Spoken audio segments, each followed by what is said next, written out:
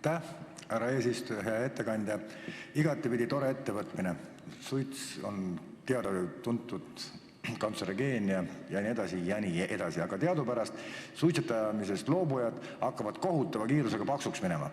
Nad hakkavad sööma hästi palju magusat, hästi palju kõiksugu kaloririkast toitu.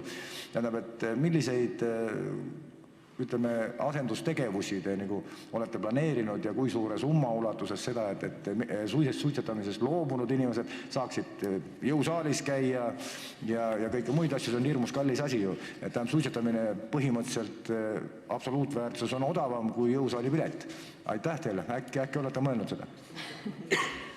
Nojah, ega me selle seadusega nüüd küll ei kehtesta lisaks reegleid, et kuidas ennast peenikeseks jätta või saada peenikeseks ja ega siis ainult jõusaalis ei pea käima selleks, et oma tervise eest hoolitseda. Võib ka minna metsa jooksma ja kitside jaoks ikka raha on ja suvel mererannas võid suvel ka paljajalu joosta, nii et selliseid reegleid me kehtestama ei hakka, aga ma soovitan minna lehele www.terviseabi.ee ja sealt saate abi.